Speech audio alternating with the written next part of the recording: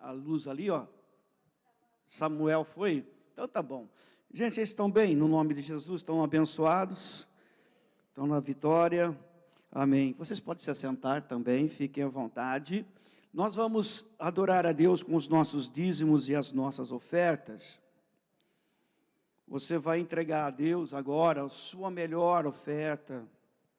A palavra de Deus, ela é poderosa, ela é tremenda. Pode se sentar. Pode. Não, tudo bem, tranquilo. Pode se assentar. Pode ser que eu confundi vocês, né? Mas pode se assentar, fiquem tranquilos. E a palavra de Deus, ela é tremenda, ela é poderosa para com as nossas vidas. Amém? E a palavra de Deus, ela nos ensina, sempre que nós precisamos, ouvir a palavra e colocar em ação na nossa vida, praticar a palavra, para que a palavra venha surtir efeito. A Bíblia fala que a palavra do Senhor, ela não volta vazia, que ela cumpre aquilo que lhe apraz, aquilo que lhe dá prazer. E nada dá mais prazer ao Senhor do que a palavra do Senhor se cumprindo em minha vida e na tua vida. Então, quando nós estamos servindo a Deus com o nosso, com a nossa primícia, com o nosso sacrifício, a nossa obediência, não tem como dar errado. O milagre vai acontecer, a bênção vai acontecer, a glória de Deus vai acontecer sobre a minha vida e sobre a tua vida. Então, o que eu posso fazer para ser abençoado? Simples, obedecer, obediência, tá? Seguir a palavra de Deus, andar na vontade de Deus, porque aí o inimigo, ele não vai ter poder na nossa vida. É simples, o evangelho não é complicado. Para muita gente parece que é difícil, mas não é. É fácil servir a Deus. Está explicado detalhe por detalhe na palavra. Se vocês agirem conforme a palavra de Deus diz, Jesus dizendo, se vocês fizerem tudo que está escrito na palavra, vocês serão meus amigos. E aí Jesus diz assim, eu dou a minha vida pelos meus amigos. Se Jesus dá a vida pelos seus amigos que obedecem à palavra de Deus, o que Jesus não faria por nós em nossa vida financeira? Para Jesus, a nossa vida é importante, a vida dele também era importante. Amém? Ele era vivo, um ser vivo. E a Bíblia diz que ele sacrificou a sua vida. E se ele fez isso por aqueles que amam a palavra de Deus, o que ele não fará além disso? Deus vai fazer muito mais por você no nome de Jesus. Amém? Vamos passar a salva então, gente? Vamos orar primeiro. Espera um pouquinho aí, vamos só abençoar. Pai querido, Deus eterno, eu quero declarar a tua bênção, Senhor, sobre o nosso povo e profetizar um milagre em nome de Jesus. Deus Amém. ama o que dá com alegria. Como é bom enfrentar o Senhor. Deus ama o que dá com alegria. Como é bom, sim, como é bom. Deus ama o que dá com alegria. Como é bom enfrentar o Senhor. Deus ama o que dá com alegria. Como é bom. O pastor Anderson, tá? Falando das coisas da vida. Então, eu tenho certeza que você vai ser muito abençoado e abençoada no nome de Jesus Cristo. Tá bom, gente? Então, isso é algo que você deveria aproveitar, porque Deus é bom demais. Vamos lá. Abra a tua Bíblia comigo, põe o texto para mim aí de Jeremias, eu passei para você. Isso. Tá? Poder sentar os diáconos e obreiros. Hoje eu fiz tudo diferente, né? Nada foi do jeito que vocês queriam. Mas vamos lá. Gente, está aqui, ó, Jeremias 17, 9. Vamos falar a respeito do coração do homem, né? Diz assim: enganoso é o coração mais do que todas as coisas e desesperadamente corrupto. Quem o conhecerá? Põe para mim o próximo versículo aí. Provérbios 26, 21. São mais 3 versículos, tá? Não as deixes apartar-se dos teus olhos, guarda-as no meio do teu coração. Está falando da palavra, tá bom? Porque são vida para os que as acham e saúde para o seu corpo. Próximo. Sobretudo, o que deve guardar? Guarda o teu coração, porque dele procedem as saídas da vida. Até aí só, tá? Levanta as mãos aos céus, diga assim comigo com fé: glória ao Pai, glória ao Filho e glória ao Espírito Santo. Pai querido, abençoe as nossas vidas, fala aos nossos corações e dai-nos, Senhor, a sua paz, em o nome de Jesus Cristo. Amém. Graças a Deus. Vamos aplaudir o nome de Jesus?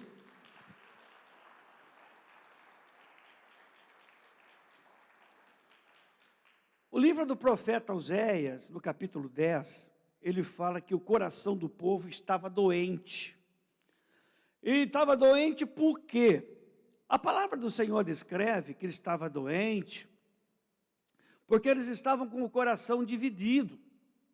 Eles estavam com o coração dividido entre Deus e Baal, entre Deus e a idolatria, entre Deus e as coisas materiais. E a palavra de Deus diz que o Senhor nos deu um coração e ele não pode ser dividido. O nosso coração, se queremos receber a bênção do Pai, deve ser exclusivamente pertencente ao Senhor. E a palavra do Senhor diz também: filho meu, dá-me o teu coração. O coração tem que ser entregue ao Senhor. Mas o povo estava dividido. E por isso, então, eles caíram no cativeiro. 70 anos na Babilônia. Não é pouco tempo, não. É uma vida, é uma geração na Babilônia. E a Bíblia fala que uma divisão, uma casa dividida, uma nação dividida, ela não prospera. Por quê?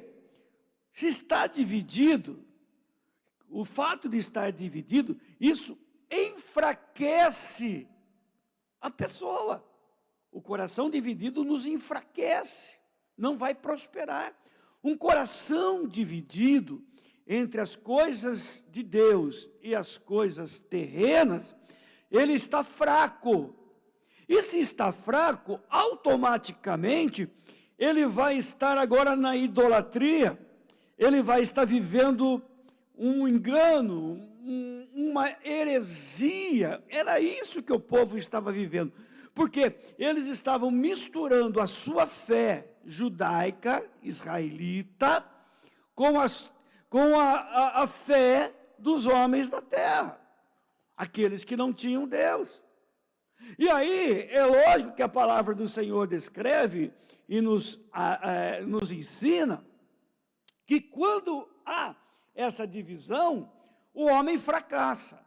O crente dividido entre as coisas terrenas e as coisas santas de Deus, ele vai fracassar. Ele não irá prosperar. Ele não irá vencer. Por quê? Deus não vai investir na vida de uma pessoa assim. Se ele vencer, se ele conquistar algumas coisas que sejam da parte de Deus, ele nunca vai glorificar a Deus. Ele vai sempre estar ali tentando ali justificar a sua bênção, a sua vitória, mas ele não vai dizer que foi Deus. Ele não vai falar que é Deus que o abençoou. E o povo estava vivendo isso. Deus não podia abençoar aquele povo, por causa da divisão que havia em seus corações. Eles cocheavam em 2 caminhos, a Bíblia diz. Ora, estavam servindo a Deus, ora, estavam servindo a Baal. E isso é uma coisa antiga. Nós vamos ver, por exemplo, no livro de 1 Reis, o desafio dos deuses, Deus e Baal. A Bíblia diz que o povo estava assim, dividido em sua fé, dividido em seus objetivos. E aí Deus levantou o profeta Elias, e o Senhor disse, através do profeta Elias, até quando vocês cochearão em 2 caminhos? Até quando vocês vão ter o coração dividido? Estão servindo a Deus e servindo a Baal. E a Bíblia diz que não tem como fazer isso. Deus, ele não divide o coração de ninguém. Ou somos do Senhor, temos uma vida centrada, focada no Evangelho, ou não. O próprio Senhor Jesus diz, aquele que está comigo, tem que se ajuntar comigo. Perdão. Aquele que não é comigo, espalhe-se. Vazem, em outras palavras, é o que o Senhor estava dizendo. Então, o que o nosso Deus quer é um compromisso verdadeiro. O que o nosso Deus quer é que nós tenhamos um foco, e o foco para sermos abençoados é o nome de Jesus Cristo. Irmãos, nós somos abençoados quando o nosso foco é Jesus, quando o nosso foco é a palavra, quando o nosso foco e o nosso coração está alicerçado nele, não está em outras coisas, não está em outra situação. E a palavra de Deus descreve, então, que o povo estava ali, dividido. Estava tentando agradar a um e agradar o outro. Política. E não dá para fazer isso. Porque a Bíblia diz que Deus sonda os nossos corações. A Bíblia diz que o Senhor escolheu Davi, porque Davi era diferente. Por que era diferente? O coração. Porque o coração de Davi era conforme o coração de Deus. Ou seja, Davi, ele tinha uma prioridade na vida. Era ter uma vida com o Senhor. Era ter uma vida de vitória, mas uma vida de vitória em Deus. A minha vitória e a tua vitória está relacionada diretamente à nossa vida, nosso convívio com Deus, uma vida com Deus, uma vida na presença de Deus. E eu, você, todos nós sabemos que isso é eficaz, ter uma vida com Deus. Porque aquele que está em Cristo Jesus é uma nova criatura. Sendo uma nova criatura, Deus faz novas coisas. Tendo uma vida na presença do Senhor, a sua vida, ela prosperará.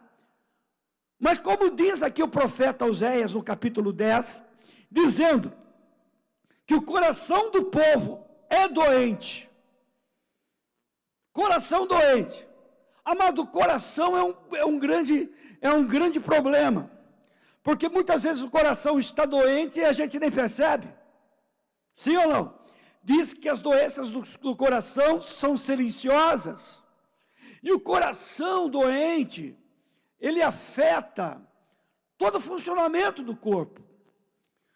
Deixa eu só falar aqui da minha mãe. Minha mãe, ela, há 30 anos, sofreu com problemas cardíacos muito sérios.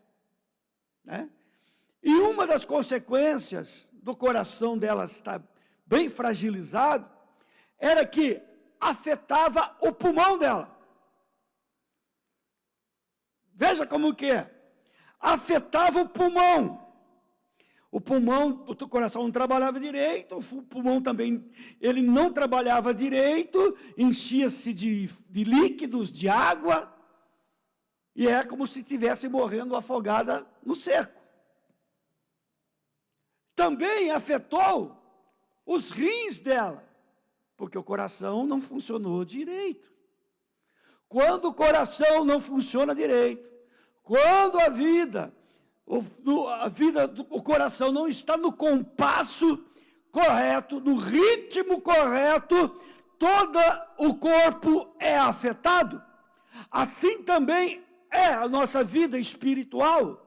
Quando a nossa fé, a nossa vida espiritual, o nosso coração não está no compasso certo do louvor, da adoração, do compromisso, na obediência do Evangelho, irmão, não só uma área da nossa vida é afetada, toda a nossa área é afetada, todo o nosso corpo será afetado, porque não estando no ritmo certo, batendo na cadência correta do Evangelho, o que vai acontecer? O inimigo, que é aquele que traz a enfermidade, que traz os males com as nossas vidas, ele vai poder agir.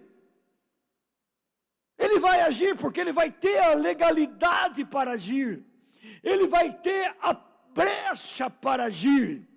A brecha que é a palavra que as pessoas mais usam aí, não dê brecha para o inimigo. Então, se não estiver no ritmo correto, não tem bênção, não tem graça, não tem livramento, não tem poder de Deus. Se não está no ritmo certo, está batendo no descompasso do coração do Senhor. Porque Deus escolheu Davi, o coração dele estava no mesmo ritmo, no mesmo compasso do Senhor. Se não tiver isso, o que vai estar reinando em nosso coração? O pecado. E toda vez que pecamos, a Bíblia fala que o nosso coração, ele é afetado, e quando pecamos, nós recebemos um salário, e o salário do pecado é a morte. Mas o salário daquele que está servindo a Deus, estando na presença de Deus, resistindo firme às tentações, vivendo uma vida de fidelidade ao Senhor, está no compasso certo, Deus tira ele do pasto e o coloca para reinar. Temos que andar no mesmo ritmo da palavra de Deus, se queremos ser vitoriosos. Davi, ele se tornou rei por causa do seu coração. Saul perdeu o reinado por causa do seu coração. É por isso que a Bíblia diz que do nosso coração procede as entradas e as saídas da vida. Com o meu coração na presença de Deus, andando no mesmo ritmo, eu vou entrar na vida no reino de Deus. É questão de lógica. Se meu coração se descompassa, perde o ritmo da batida do Evangelho, eu vou sair. E quando eu saio da presença de Deus, eu estou aberto a todos os tipos de ataques espirituais que podem então abalar a minha vida. Eu saio do reino, saio debaixo das promessas, saio debaixo da graça, eu saio debaixo da proteção de Cristo, eu me livro, eu me dispo espiritualmente, fico no espírito espiritualmente. O povo de Israel estava assim, dividido. E a Bíblia fala que é algo muito importante para nós fazer um check-up. Quem costuma fazer check-up aí do coração aí, pelo menos uma vez por ano? Eu faço. Uma vez por ano, vai lá, faz os exames de sangue, para saber como que está lá colesterol. Se tiver alto, você vai tomar cuidado, vai tomar um remedinho para poder ajeitar ali a situação. Aí você faz testes cardíacos. Eu faço uma vez por ano esse check-up, porque não pode vacilar. Faço os exames periodicamente. E a Bíblia fala que o homem tem que examinar. De tempo em tempo tem que fazer o exame.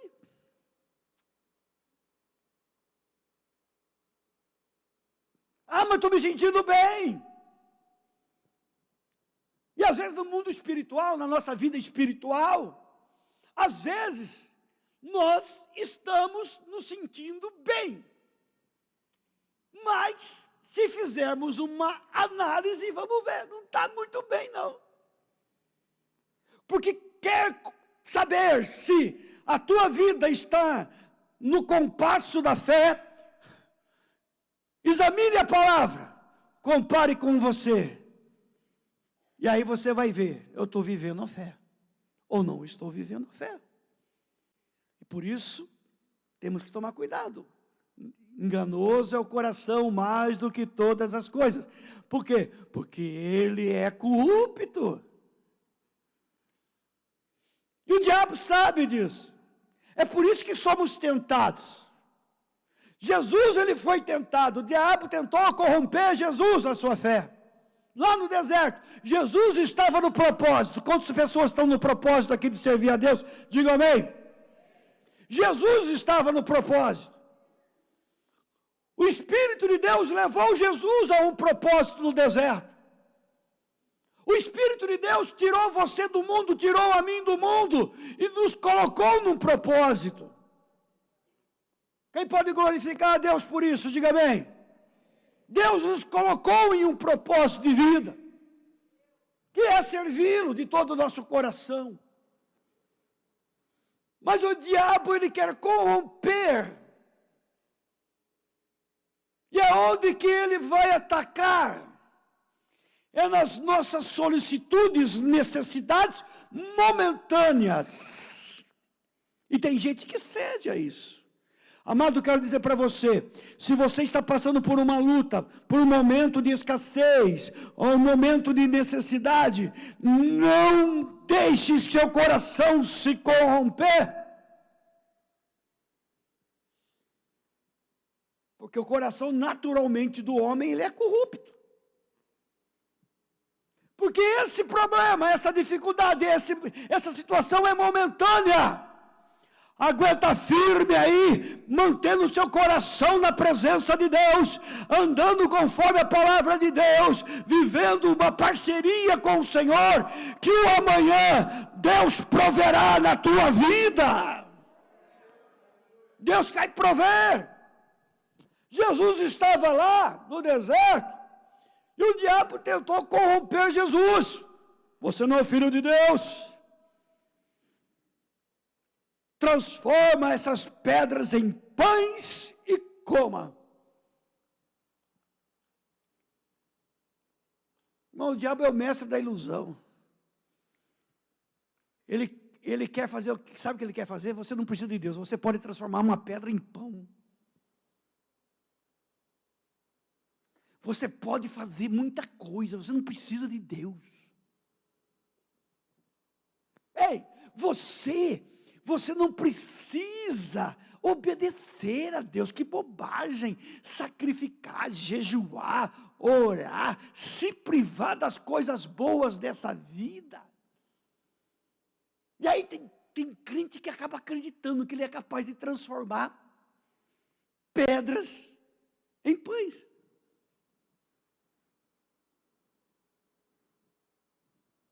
Em outra realidade, o diabo quer que nós tentemos a Deus e nos rebelemos contra Deus. Ele queria que Jesus se revoltasse contra Deus, tentando corromper o coração de Jesus. O inimigo tenta corromper o meu e o teu coração. Por isso ele é o tentador, o acusador, o inimigo das nossas almas. Quando se fala de alma, está se falando de coração. Na realidade, o diabo quer que você coma pedra, achando que está comendo pão. Grande ilusão. A pessoa está comendo pedra, achando que está comendo pão. Está comendo uma broa, uma rosca de coco. Sabe aquelas rosquinhas de coco, irmão? Pão doce. É boa, né? Você com um cafezinho quente, com esse frio. Delícia. E que está comendo pedra. Deve ter um gosto ruim, né? Pedra. quebra-dente, aquelas coisas todas. Aquele gosto ruim, né, de terra, gosto de ruim de terra na boca. Quem era criança que comeu, já chegou com a terra na boca aqui? Tem alguém aqui? Daí falar que a pessoa estava com verme. Está com verme, está comendo terra. Aí a pessoa está com verme espiritual, lá o capeta já mexeu na mente dele. Ele está achando que ele é capaz. Saúl achou que ele era capaz. Deus falou, não faça isso. Ele foi lá e fez.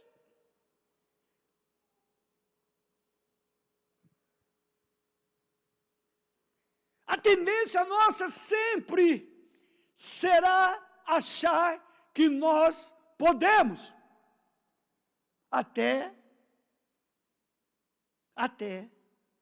experimentarmos a realidade e ver que nós não podemos.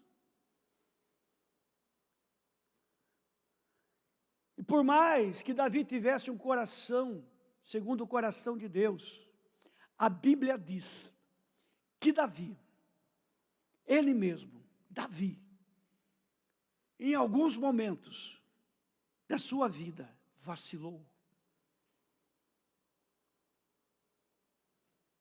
No livro de 2 Samuel, e de Crônicas também diz, que o diabo incitou o coração de Davi. Fazer o censo, quem sabe do censo que Davi fez? Tem alguma coisa de mal fazer o censo, saber quantos soldados eu tenho em meu favor? Não! Obviamente que não. Mas o problema é a intenção do coração. Davi, ele queria saber do seu poderio bélico, de guerra, saber o quanto ele era poderoso. O coração já começou a bater diferente. E Deus usou lá um homem, um outro guerreiro, que não era muito crente não, mas Deus usou. Um primo dele chamado Joabe.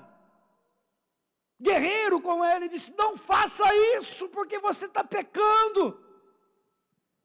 Mas o coração começou a se descompassar.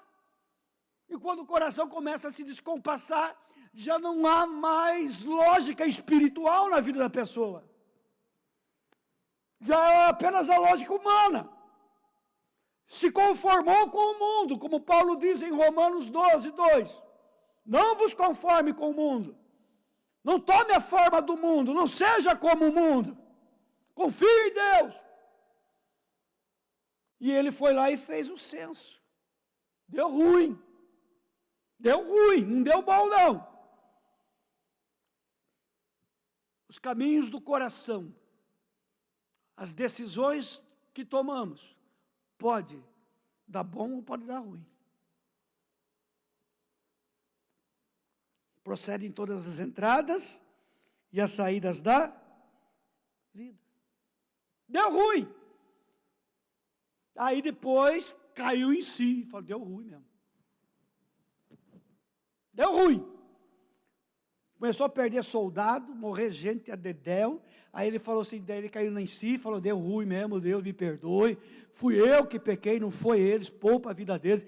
Aí a Bíblia diz que para poder aquilo parar, ele teve que entender que era necessário honrar a Deus em todo o tempo. Amado, quer que dê bem na sua vida, quer se dar bem, quer prosperar na sua vida? Amado, olha, honre a Deus em todo o tempo. Davi foi lá, aprendeu a lição, foi lá na terra, lá no terreno lá de um homem lá, e comprou o terreno, o homem quis dar de graça para ele, ele falou, não, eu não vou oferecer sacrifício a Deus que não me custe nada, senão não é sacrifício. Ele começou a bater novamente no coração, o mesmo ritmo que é da palavra, e aí o que aconteceu? O mal cessou,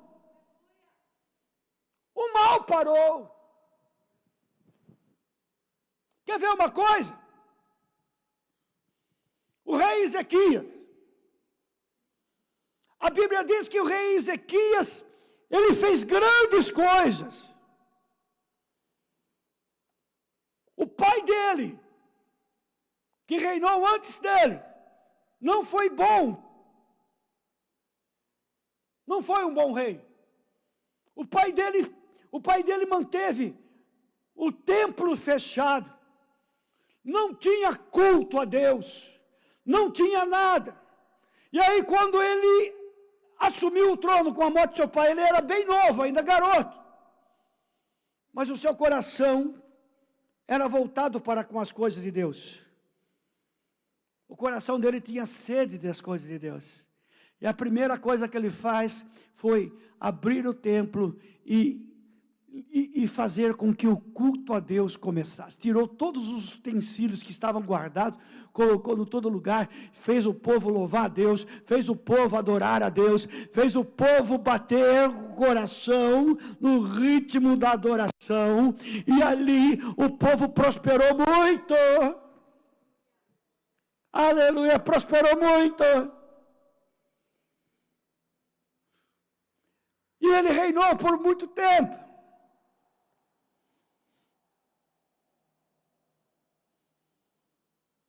Mas uma coisa aconteceu.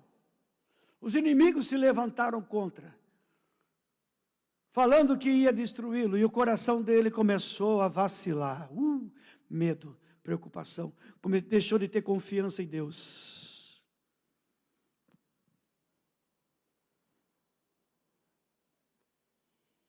E aí a Bíblia diz que o Senhor falou para o profeta: vai lá, fala com o rei Ezequias, para ele arrumar a casa dele, que ele vai morrer.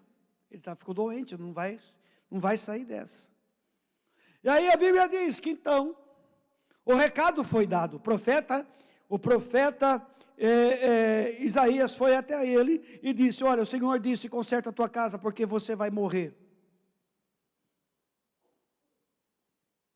O coração já não estava muito ali, batendo no compasso dos filhos de Deus. Mas aí, ele recorre a Deus e diz: Deus, lembra daquilo que eu fiz? Lembra que eu abri a casa do Senhor para o povo? Fiz o povo adorar a teu nome? E começou a falar com Deus, de uma maneira sincera. Naquele momento, o coração dele começou a bater no ritmo certo. Começou a entrar no compasso dos adoradores. E Deus não resiste um coração de adorador. Deus não resiste a oração de uma pessoa contrita e aquebrantada. Quando o profeta estava descendo as escadarias, passou pelo relógio de Amós ali, a Bíblia diz que o Senhor falou: para. Porque quando o nosso coração está no ritmo da palavra, na unção da palavra, Deus já dá uma ordem. Para. Porque ainda eu tenho algo a realizar naquela vida. Eu tenho mais vida para Ezequias. Amado, Deus tem mais vida para você. Deus tem mais vida para a igreja. O mundo pode querer deter-te. O mundo pode querer parar você. Mas Deus é que diz: para! O meu servo não morrerá, mas viverá. E Deus deu mais 15 anos para aquele rei. Acerta teu coração, que Deus vai te dar a bênção que você necessita. Entra no compasso do jejum, da oração, do temor à palavra, no congregar, no agir, que Deus vai te dar a vitória. Volta para ele lá e diga que eu vou dar mais 15 anos para ele. E aí a notícia se espalhou. A notícia se espalhou. Os reis todos ficaram impressionados. As nações ficaram impressionadas com o livramento da morte, porque a notícia que ele ia morrer, que ele estava mal, tinha se espalhado. Mas agora ele estava bem. E reis foram vê-los. Foram vê-lo, ver como que ele estava. Outros mandaram mensageiros, mandavam presentes para Ezequias. E o coração de Ezequias começou de novo a destoar.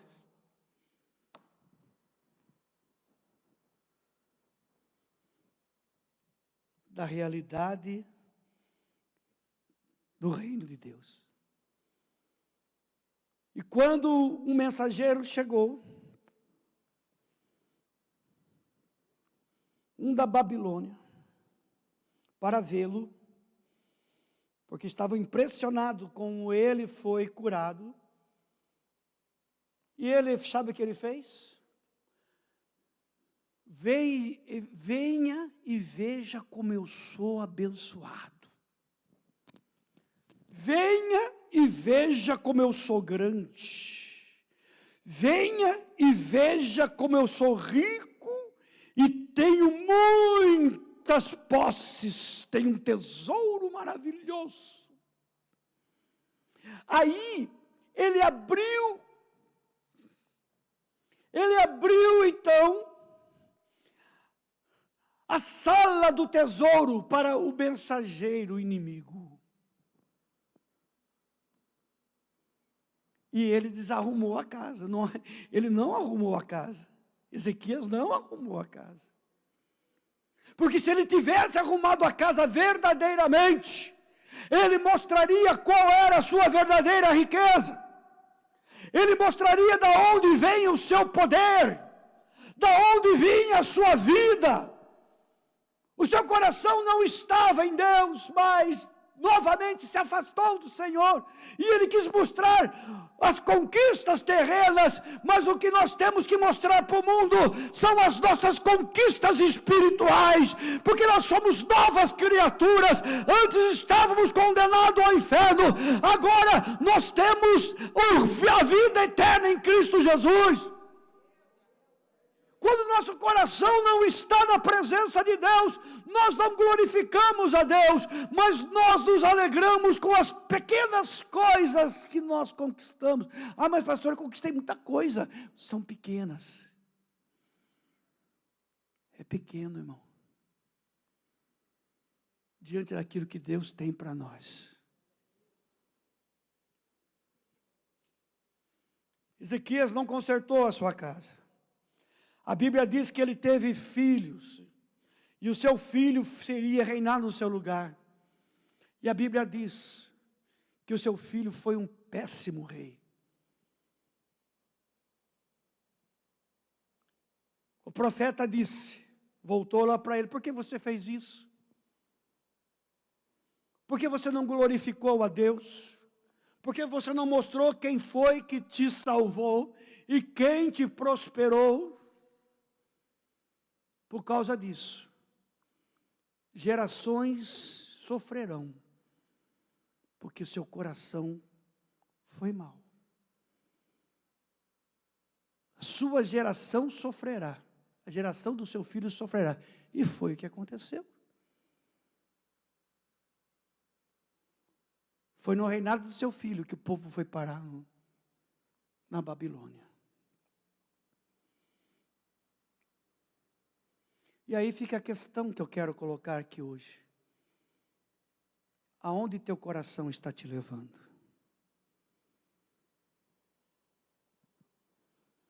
Qual o caminho que o seu coração está te levando?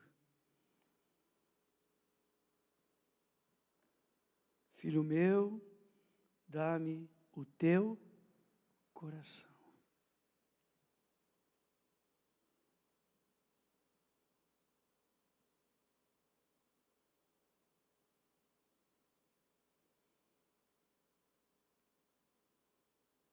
Minha prioridade vai definir o meu amanhã.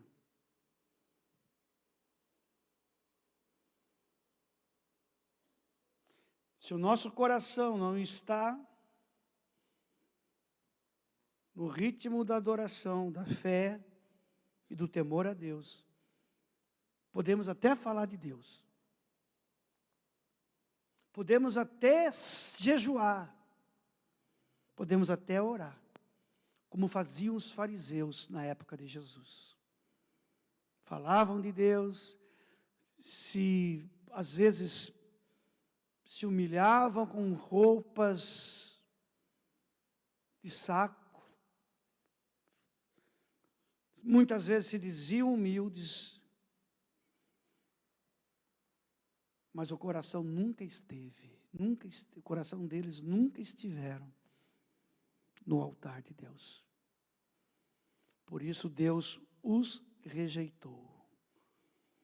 Porque Deus sonda os corações.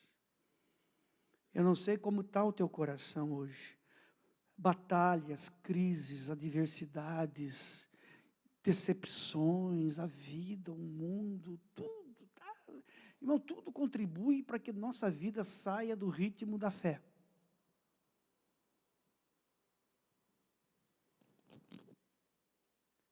Para que a gente viva o ritmo do mundo, né? Está igual a música do Silvio Santos. Ritmo de festa. É. Cuidado com a festa do peão do boiadeiro. Não vá, viu? Não deixe seus filhos ir. Ai, pastor, ela tem que conhecer para saber. Ou ela tem que saber para ver como que é o mundo. Eu já vi essa besteira, depois eu vi o pai e a mãe chorar lágrimas de sangue, porque a filha foi lá, o coração mudou, não quis voltar para a igreja mais. Pastor, o que eu faço? Falei assim, mas onde foi que essa menina, por causa era uma menina, ela pegou essa maldição? Já sabia da casa, eu queria ver se ela falava, né? Já sabia. Libera não.